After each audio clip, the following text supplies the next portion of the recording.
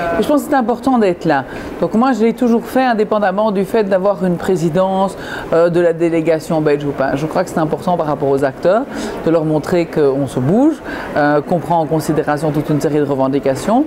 On sait qu'il y a eu aujourd'hui en Belgique une mobilisation très forte le 3 décembre à la marche pour le climat, que par ailleurs il y a eu des grosses déceptions 5 jours après quand la Belgique a pris des positions qui semblent incompréhensibles pour énormément de personnes et à raison.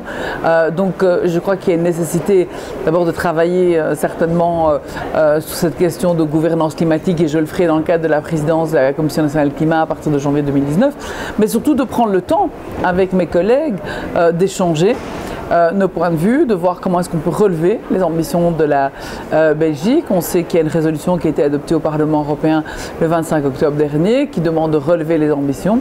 Je crois que c'est plus qu'urgent, instantanément, d'avoir des temps d'échange qui sont constructifs entre les régions pour voir comment est-ce qu'on peut contribuer à relever ces ambitions. On aura une année importante en 2019 que je vais démarrer sur tout ce qui s'appellera Génération durable, éducation à l'environnement. Et puis il y a maintenant encore quelques finalisations de dossiers importants sur l'interdiction du glyphosate, les dernières lectures, pesticides en boucle, il y a encore quelques dossiers qui doivent être terminés. Il y a surtout maintenant ce qui va encore me prendre du temps, c'est la stratégie de rénovation du bâti. Là il y a une première lecture qui est passée au mois de juillet 2018 par le gouvernement et qui est appréciée par toute une série d'instances consultatives et donc va arriver définitivement au niveau du gouvernement. Et la dernière chose, je suis en train de réfléchir parce que ça m'a sorti de la tête, c'est la sortie du diesel. Puisqu'on a pris une décision en mai 2018 au niveau du gouvernement qui n'était pas évidente pour tout le monde. J'ai toujours considéré qu'il fallait prendre une mesure qui se déploie dans le temps, qu'on devait avoir aussi des alternatives qui étaient possibles, donc il y a tout le déploiement du CNG à Bruxelles. Donc ça c'est un dossier qui va encore m'occuper pour les différents mois à venir jusqu'à la fin de la législature, sachant qu'avec la présidence de la Commission nationale climat et vouloir travailler sur la question de gouvernance, je vais être aussi fortement occupée.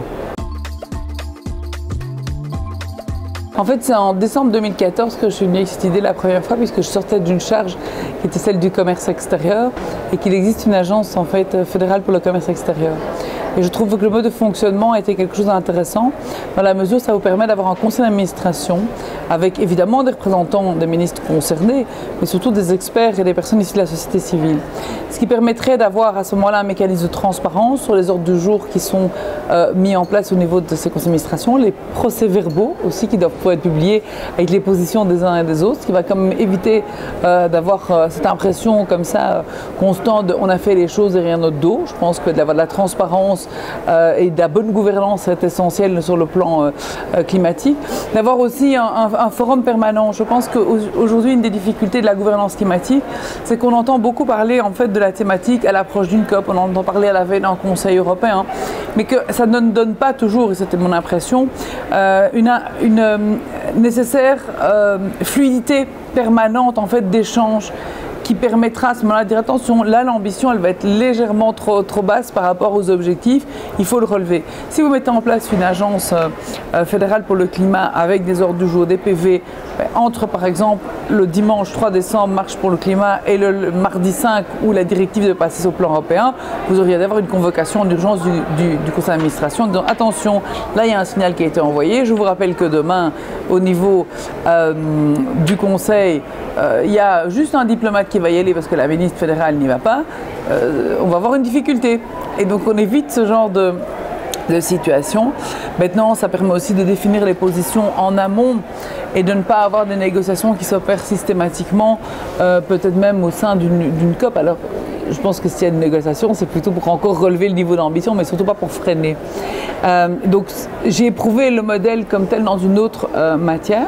Ça permettrait aussi, c'est important, je vous ai dit, d'avoir des experts qui soient associés au niveau du conseil d'administration, mais des experts qui, pour moi, peuvent aussi screener et monitorer les décisions qui sont prises par les régions et les entités, qu'elles soient fédérales ou fédérées, en disant tiens, par rapport aux objectifs européens, tiens, par rapport à l'accord de Paris, le texte que vous déposez sur la table, gouvernemental, il est peut-être bien, mais attention, il ne va pas assez loin. Donc on vous remet un avis mitigé.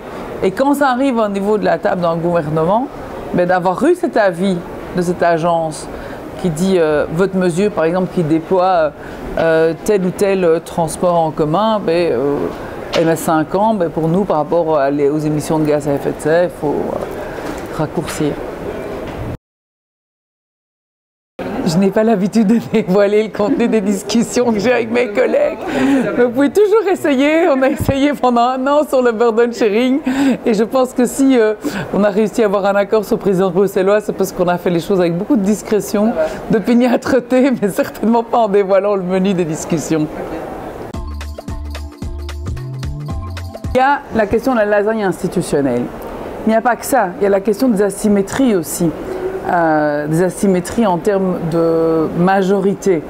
Vous ne gouvernez pas de la même manière sur le plan climatique quand vous retrouvez des partis qui sont au pouvoir, qui sont climato-sceptiques, parce qu'il faut quand même appeler un chat un chat. Justement, ce serait là que ce serait intéressant. Mais là, à un certain moment, c'est le choix de l'électeur. Bien sûr, mais c'est là que donc le choix des lecteurs, mais c'est pour ça que je vous dis qu'avoir une agence qui discute sur la notion de transparence, qui fait des PV, qui publie les positions des uns et des autres, et qui check instamment et qui monitore les politiques, c'est quelque chose d'indispensable. Je pense que le modèle de gouvernance anglaise a été intéressant dans ce volet expertise, mais il a été abordé notamment dans la question, dans le colloque qui s'est tenu maintenant il y a quelques semaines au niveau de l'université Saint-Louis. J'entends bien, il y a d'autres pistes qui sont aussi sur la table. N'oubliez jamais qu'il y a une résolution qui a été déposée aussi par le Sénat il y a ça quelques temps sur la question de la gouvernance.